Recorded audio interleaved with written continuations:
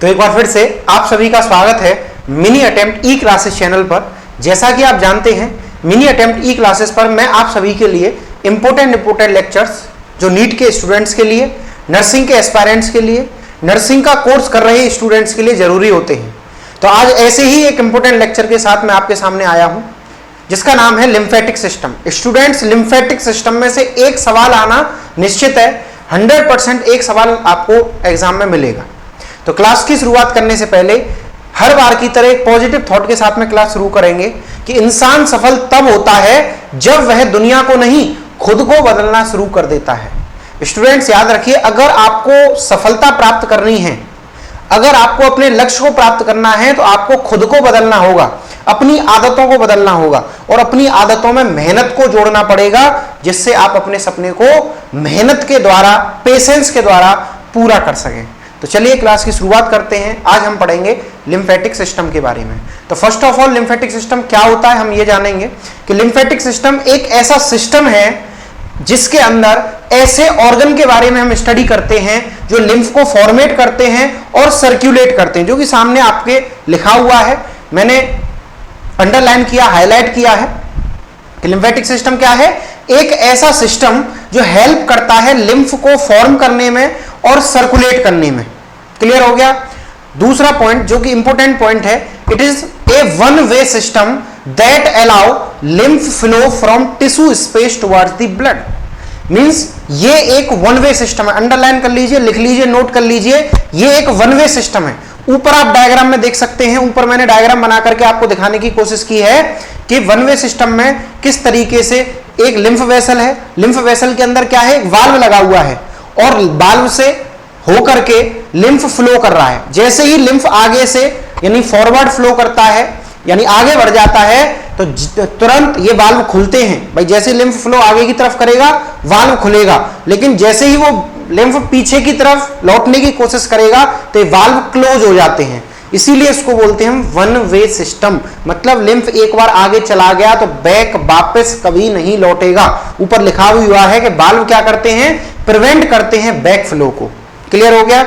चलिए अब बात करते हैं हम कंपोनेंट्स ऑफ लिम्फेटिक सिस्टम की। मींस लिम्फेटिक सिस्टम में क्या क्या कंपोनेंट्स हैं, क्या क्या ऑर्गन, क्या क्या वेसल्स इसके अंदर आती हैं। तो फर्स्टली इसके अंदर लिम्फेटिक सिस्टम के अंदर large network of lymphatic vessels आते हैं, यानी लिम्फेटिक वेसल्स का एक बड़ा नेटवर्क आता है जो कि नीचे आप डायग्राम में देख सकते हैं। लिम्फेटिक कैपिलरीज और लिम्फ वेसल्स मैंने आपको नीचे दिखाने की कोशिश की है। दूसरा लिम्फ नोड्स, इसके अंदर क्या आते हैं, लिम्फेटिक सिस्टम में लिम्फ नोड्स आते हैं जो कि बड़े ही इंपॉर्टेंट है। इनको हम फिल्टर भी कहते हैं। काय का फिल्टर, लिम्फ का फिल्टर कहते हैं, क्योंकि यहां पर ही फॉर्मेशन होता है लिम्फ साइट का। किसका, लिम्फोसाइट का फॉर्मेशन होता है जो लिम्फ को फिल्टर करती हैं। दैट मींस लिम्फ के अंदर उपस्थित बैक्टीरिया, वायरस, माइक्रोब्स को किल करती हैं। क्लियर हो गया।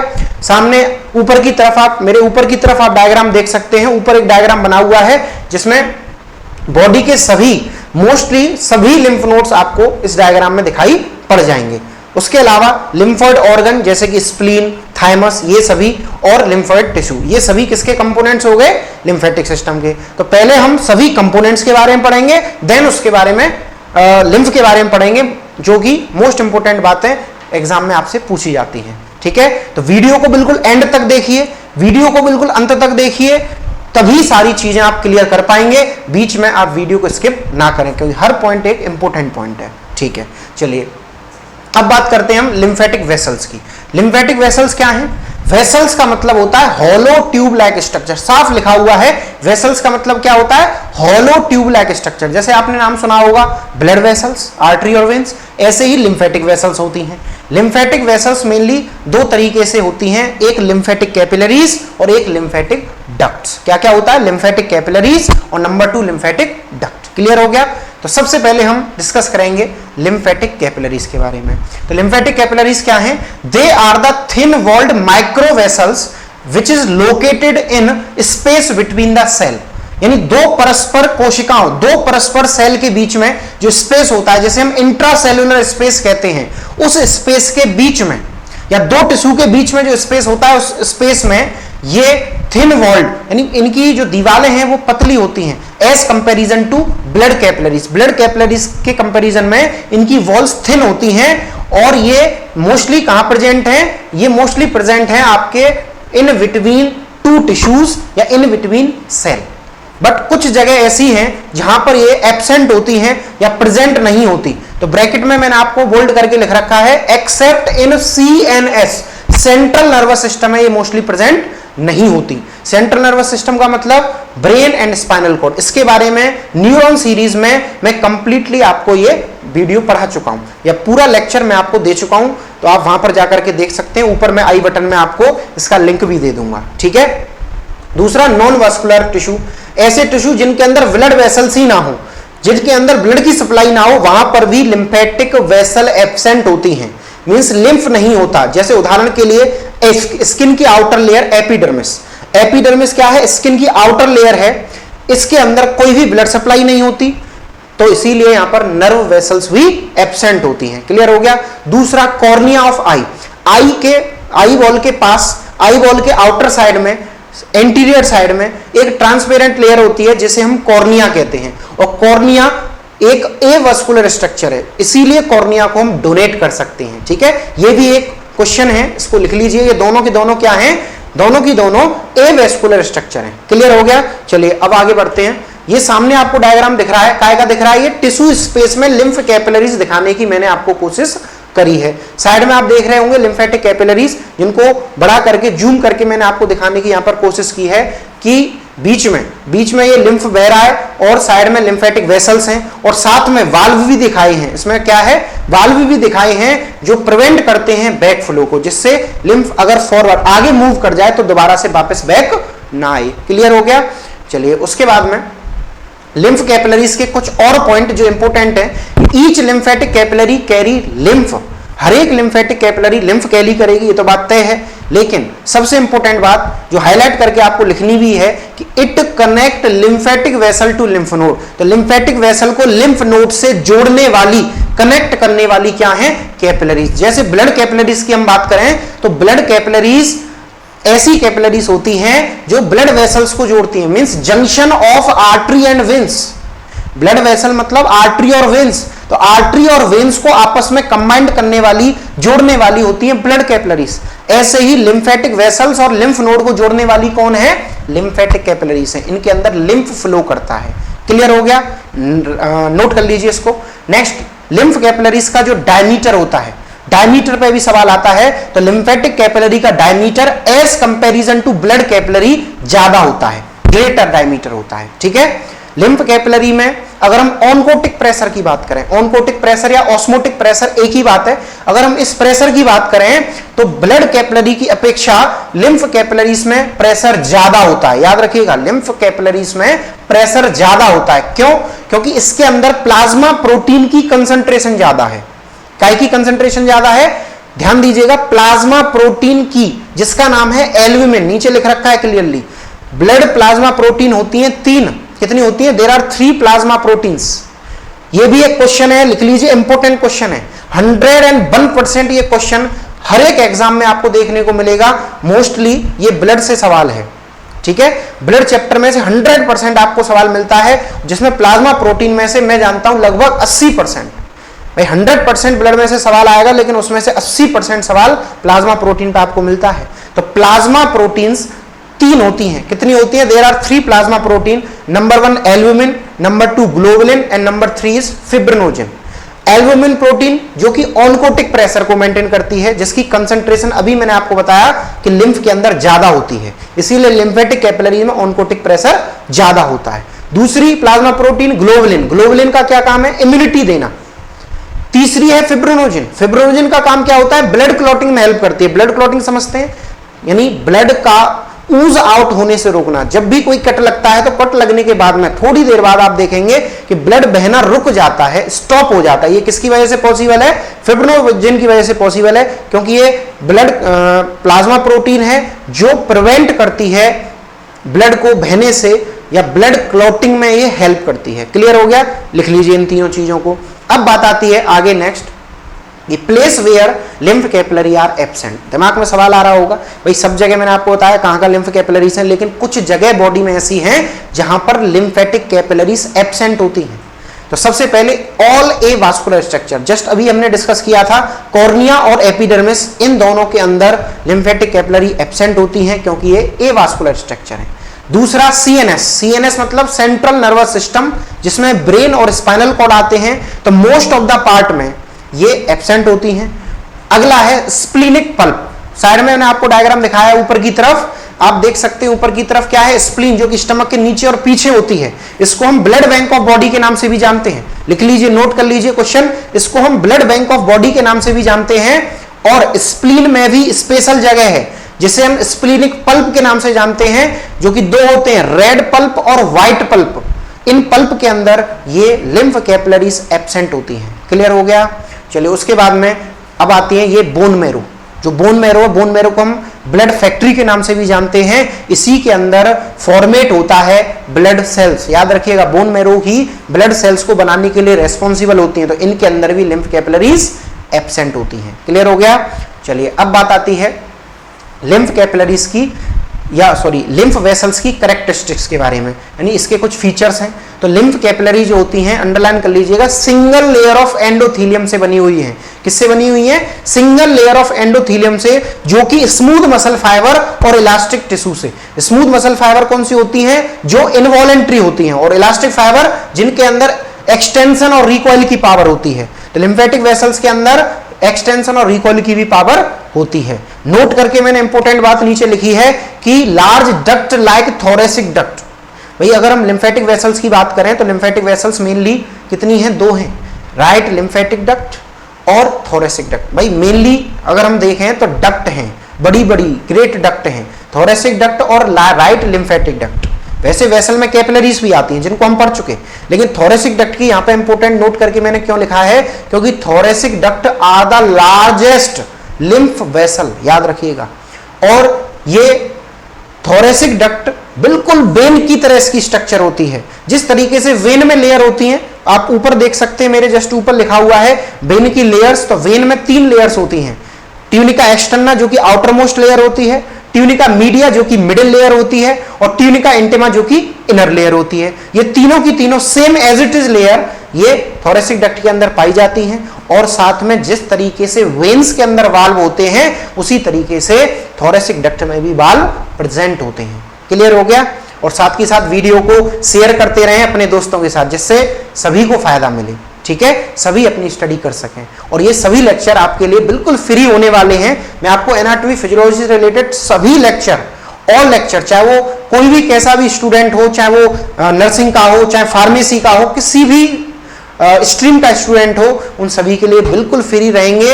और मैं आपको रेगुलरली ये वीडियोस अपलोड करता रहूंगा। बीच में वैसे चैनल हमारा मिनी अटेम्प्ट हैक हो गया था, जिसके बारे में मैंने आपको पहले भी जानकारी दी थी, लेकिन अब ये पूरी तरह से रिकवर हो गया है।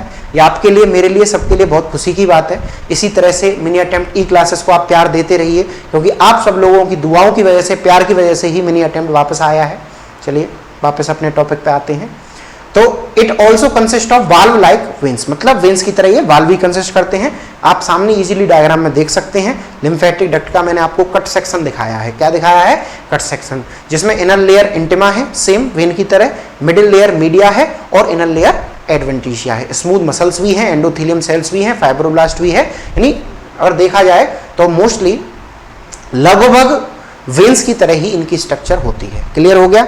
चलिए अब बात करते हैं लिम्फेटिक डक्ट की, जिनकी अभी हम बात कर रहे थे, जो कि राइट लिम्फेटिक डक्ट और थोरेसिक डक्ट के नाम से इनको हम जानते हैं। फर्स्टली हम बात करेंगे राइट लिम्फेटिक डक्ट की। तो राइट लिम्फेटिक डक्ट क्या है? ये एक ऐसी डक्ट है जो कि बॉडी में राइट साइड में, इंपॉर्टेंट है, याद रखिएगा, शरीर की राइट साइड में, right side of head, right side of thorax, right side of arm, यानी right side of head, head का राइट एरिया, ये मेरा कौन सा हैंड है? राइट हैंड है, तो राइट साइड में हेड, हेड का राइट एरिया पूरा। उसके अलावा thorax, right side of thorax, then right arm, इन सबको ये सप्लाई करती है। उसके अलावा इसकी लंबाई पर सवाल आता है, तो इसकी जो लंबाई है वो 1 सेंटीमीटर होती है। इसकी लंबाई कितनी होती है? 1 सेंटीमीटर होती है। और ये एक ऐसी वेसल है जो राइट सबक्लेवियन वेन में लिम्फ को ड्रेन करती है। ये भी एक सवाल है, ठीक है, कहां ड्रेन करती है? राइट सबक्लेवियन वेन में ये लिम्फ को ड्रेन करती है। क्लियर हो गया? ये जरूर इंपॉर्टेंट लगा लेना कि ये राइट साइड को किसको सप्लाई करती है? राइट साइड को, हेड को, थोरेक्स को और राइट आर्म को। आप बिल्कुल क्लियरली इस डायग्राम में देख सकते हो।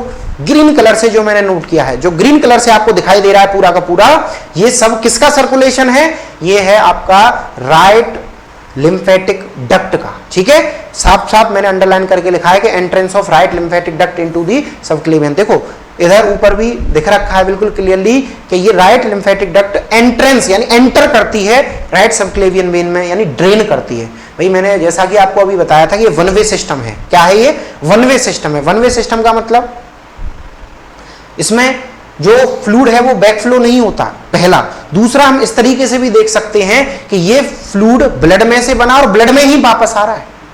ठीक है, कैसे? ब्लड से ही ये लिम्फ बना और लिम्फ वापस ब्लड में आना होता है। लिम्फ को वापस ड्रेन कहां करना होता है? ब्लड में ही करना होता है। और ब्लड में ड्रेन करने के लिए कहीं ना कहीं लिम्फेटिक वेसल्स को ब्लड वेसल से जोड़ना पड़ेगा, तो इसीलिए ये वेन्स से कनेक्टेड होती हैं। क्योंकि लिम्फ, भाई वेन्स का काम क्या है? वेन्स का काम है ब्लड को हार्ट की तरफ लाना। किधर की तरफ लाना? हार्ट की तरफ लाना, जिससे हार्ट के पास में लिम्फ आए और मिलके दोबारा से बॉडी में फ्लो हो सके।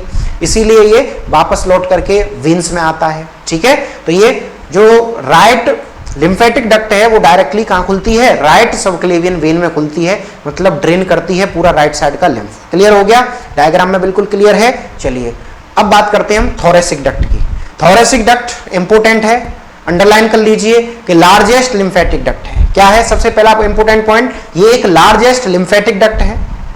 दूसरा, इसकी लंबाई 40 से लेकर 45 सेंटीमीटर है। 40 to 45 सेंटीमीटर की लंबाई है। अगर हम राइट साइड को छोड़ दें, अगर हम right side of head, thoracic wall या राइट अपर लिम्ब को छोड़ दें तो बॉडी के सभी पार्ट को ये सप्लाई करती है, इसीलिए ये लार्जेस्ट एक लिम्फेटिक डक्ट है। इसकी लंबाई भी 40 से 45 सेंटीमीटर है, इसलिए भी ये लार्जेस्ट लिम्फेटिक डक्ट है। क्योंकि अगर हम राइट लिम्फेटिक डक्ट की बात करें तो उसकी लंबाई सिर्फ 1 सेंटीमीटर थी। ठीक है, अच्छा, इसकी थोरेसिक डक्ट की वॉल, जैसा कि प्रीवियस में मैंने आपको बताया कि बिल्कुल सेम वेन्स की तरह है।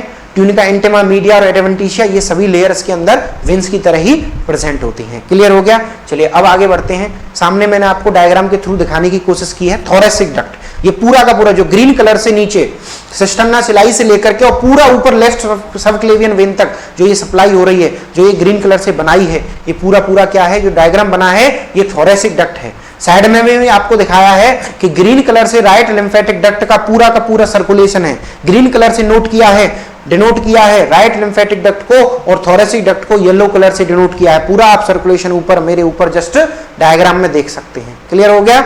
चलिए अब बात करेंगे हम लिम्फ के बारे में, जो कि वेरी वेरी वेरी इंपॉर्टेंट है। सबसे पहला क्वेश्चन जो जहां से आता है कि lymph is a fluid connective tissue. याद रखिएगा, लिम्फ क्या है? ब्लड की तरह ही ये एक फ्लूइड कनेक्टिव टिश्यू है। क्लियर हो गया? अच्छा, लिम्फ की कैरेक्टरिस्टिक की बात करें तो लिम्फ एक कलरलेस फ्लूइड होता है। ब्लड और लिम्फ में अगर हम देखें तो बस एक अंतर ये है, थोड़ा सा अंतर है कि एक तो इसके अंदर आरबीसी नहीं होती, ठीक है, इसके अंदर लेकिन डब्ल्यूबीसी होती है, ध्यान रखिएगा। इधर कलर की बात करें तो लिम्फ कलरलेस होता है और ब्लड के अंदर कलर होता है। कैसा कलर है उसके अंदर? हीमोग्लोबिन की वजह से रेड कलर होता है। क्लियर हो गया? ठीक है, और लिम्फ पूरे के पूरे लिम्फेटिक सिस्टम में ये सर्कुलेट किया जाता है। और लिम्फ के अंदर सबसे इंपॉर्टेंट बात कि ये लिम्फोसाइट्स होती हैं। Lymphocytes are the type of WBC. WBC के लिम्फोसाइट टाइप हैं। दो तरह की लिम्फोसाइट होती हैं, एक टी लिम्फोसाइट, एक बी लिम्फोसाइट। टी लिम्फोसाइट हमें क्या देती हैं? सेल मीडिएटेड इम्यूनिटी देती हैं। क्या देती हैं? सेल मीडिएटेड इम्यूनिटी देती हैं। और बी लिम्फोसाइट हमें ह्यूमोरल इम्यूनिटी देती हैं। याद रखिएगा, ठीक है, ये दोनों तरह की इम्यूनिटी हमें प्राप्त हो रही है। इसीलिए हम कह सकते हैं कि लिम्फ हमें इम्यूनिटी देता है और ये फाइट करता है किसी भी इन्फेक्शन के अगेंस्ट, शरीर में इन्फेक्शन से बचाव करता है। ठीक है, चलिए उसके बाद में कंपोजिशन की बात करें तो लिम्फ में 90% वाटर होता है और 6% इसके अंदर, लगभग 6% इसके अंदर क्या होते हैं? ये सॉलिड सब्सटेंसेस होते हैं और लगभग इसके अंदर 4% सेल्स होती हैं, जिनके अंदर लिम्फोसाइट, प्लाज्मा सेल, एंटीबॉडीज और इलेक्ट्रोलाइट्स आते हैं। लिम्फोसाइट मैंने आपको बता दिया डब्ल्यूबीसी का टाइप है। प्लाज्मा सेल एक तरह की डब्ल्यूबीसी ही है जो प्रोटेक्शन देती हैं किसी भी इन्फेक्शन से। फिर एंटीबॉडीज की बात करें, ये भी एक एड ऑन में यहाँ पे करना चाहूंगा कि एंटीबॉडी बहुत जरूरी है हमारे लिए, क्योंकि एंटीबॉडी से ही हमें इम्यूनिटी प्राप्त होती है। एंटीबॉडी 5 तरीके की अपनी बॉडी में होती है, लिख लीजिए। 5 टाइप्स की एंटीबॉडीज होती हैं, एक IgA, IgD, IgG, IgM और IgE। ये सभी अलग अलग स्पेसिफिक एंटीबॉडीज हैं जो हमें अलग अलग तरीके से इम्यूनिटी प्रोवाइड करती हैं। क्लियर हो गया, जो कि मैं इम्यूनिटी की वीडियो में आपको बता चुका हूं। और उसके साथ साथ सोडियम, पोटेशियम जैसे इलेक्ट्रोलाइट भी इसके अंदर प्रेजेंट होते हैं। क्लियर हो गया। चलिए अब बात करते हैं लिम्फ के सर्कुलेशन की। एक फ्लो चार्ट के थ्रू मैं आपको लिम्फ का सर्कुलेशन बताना चाह रहा हूं कि लिम्फ किस तरीके से बॉडी में सर्कुलेट होता है। ब्लड का सर्कुलेशन तो हम पहले ही पढ़ चुके हैं, अब हम पढ़ने वाले हैं लिम्फेटिक सर्कुलेशन। तो लिम्फ का सर्कुलेशन कैसे होगा? ब्लड कैपिलरी से इंटरस्टिशियल फ्लूइड बनेगा। ये इंटरस्टिशियल फ्लूइड लिम्फ कैपिलरीज में जाएगा। इंटरस्टिशियल फ्लूइड मतलब लिम्फ ही है, तो ये इंटरस्टिशियल फ्लूइड या लिम्फ लिम्फेटिक कैपिलरी में आया। लिम्फेटिक कैपिलरी से गया एफरेंट लिम्फेटिक वेसल्स में। कहां गया? एफरेंट लिम्फेटिक वेसल्स में।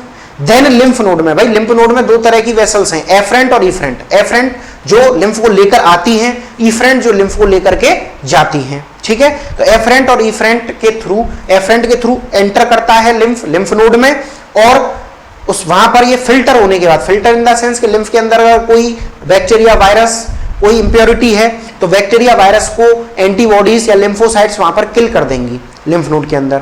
देन उसके बाद में क्या होगा? ये आगे बढ़ेगा इफरेंट लिम्फ वेसल्स में। देन उसके बाद क्या होगा? ये लिम्फेटिक डक्ट ट्रंक में जाएगा। कहां जाएगा? लिम्फेटिक ट्रंक में।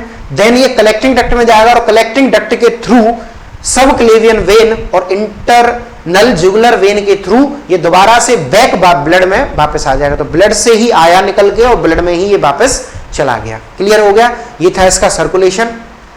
अब बात करेंगे हम फंक्शन ऑफ लिम्फ की, लिम्फ के फंक्शंस की। तो लिम्फ के पहला फंक्शन है it keep body cells moist. तो बॉडी को मॉइस्चराइज रखने के लिए, बॉडी की सेल्स को मॉइस्ट करने के लिए ये हेल्प करता है। दूसरा, it transport oxygen, hormones and nutrients to the different part of body. Body में ये ट्रांसपोर्टेशन का भी काम करता है, जैसे ब्लड ट्रांसपोर्टेशन करता है ऑक्सीजन का, हार्मोन्स का, सेम उसी तरह से लिम्फ भी हेल्प करता है ट्रांसपोर्टेशन में।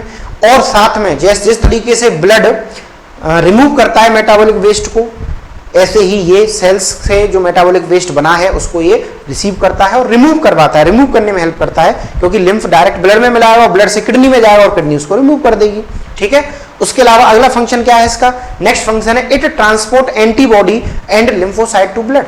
ये एंटीबॉडीज को भी ट्रांसपोर्ट करता है, लिम्फोसाइट्स को भी ये ट्रांसपोर्ट करता है। यानी इसका मेन फंक्शन अगर हम अभी तक देखें तो इसका ट्रांसपोर्टेशन भी है और इसका एक्सक्रीशन भी है। बाकी इम्यूनिटी देता है, ये हमें क्या देता है? मेनली इम्यूनिटी प्रोवाइड कराता है। चलिए अगला, साथ में अगला फंक्शन है इसका it maintain the composition of tissue fluid and volume of blood. तो ब्लड के वॉल्यूम को बनाए रखने के लिए भी ये रेस्पॉन्सिबल है। ठीक है, ब्लड के वॉल्यूम को भी ये मेंटेन करके रखता है। उसके अलावा जो कि स्मॉल इंटेस्टाइन से जो भी फैट मॉलिक्यूल्स, जो इंपॉर्टेंट मॉलिक्यूल्स एब्जॉर्ब किए गए हैं, उनका भी ये एब्जॉर्प्शन के साथ साथ ट्रांसपोर्टेशन भी करता है। और last point, it prevent invasion of microbes. जो माइक्रोब्स का इन्वेजन है उससे भी ये प्रिवेंट करता है, यानी माइक्रोब्स से भी हमें ये बचाता है, प्रोटेक्ट करता है, क्योंकि इसके अंदर लिम्फोसाइट्स होती हैं और लिम्फोसाइट्स WBC होती हैं, जो कि सोल्जर्स ऑफ बॉडी कही जाती हैं, जो किसी भी micro organism, specific micro organism को किल करने के लिए रेस्पॉन्सिबल होती हैं। तो क्लियर हो गया, आज के लिए इतना ही। Thank you very much. अगर आपको ये वीडियो अच्छा लगा हो, अगर ये लेक्चर समझ में आया हो, तो इस लेक्चर को आगे फॉरवर्ड करिए, ज्यादा से ज्यादा लोगों के साथ में शेयर करिए, जिससे ये कंटेंट आप सभी के पास पहुंच सके। देखिए, मेन मेरा उद्देश्य है पहले आपको सब्जेक्टिकली तैयार करना।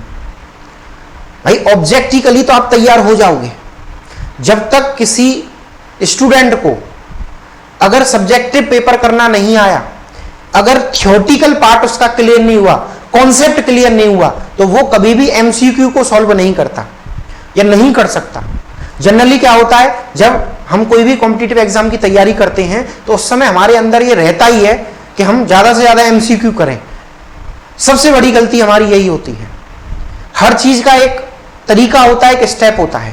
पहले आप अपने सब्जेक्टिव डेटा को तैयार करिए, पहले आप अपने थ्योरेटिकल पोर्शन को तैयार करिए, देन उसके बाद में MCQ पे जाइए। अगर थ्योरेटिकल पोर्शन में लिखा हुआ है कि ब्लड अपनी बॉडी में 4 से 6 लीटर है, तो MCQ इसी लाइन पे कई बन सकते हैं। जरूरी नहीं है कि 10 MCQ करने के बाद आप थ्योरी की एक लाइन को क्लियर कर लें, लेकिन ये 100% तय है कि एक थ्योरी की लाइन से आप 10 MCQ को सॉल्व जरूर कर सकते हैं। तो इसलिए पहले अपने थ्योरी पे बेटा थोड़ा सा टाइम जरूर लगेगा इस सब को करने में, लेकिन थ्योरी आप पहले कंप्लीट करिए, देन उसके बाद में MCQ पे जाइए। अगर आप बिना थ्योरी करे MCQ पे जाएंगे तो आपको डीमोटिवेशन आएगा, आपका पढ़ाई से ध्यान हटेगा, जो मैं नहीं चाहता। ठीक है, तो पहले अपना सब्जेक्टिव डेटा तैयार करिए। ऑब्जेक्टिव तो तमाम आपको डेटा मिल जाएगा, लेकिन सब्जेक्टिव डेटा मैं आपको देने की कोशिश कर रहा हूं एनाटॉमी फिजियोलॉजी में। तो चलिए इसी के साथ में आज की क्लास कंप्लीट हुई। Thank you very much.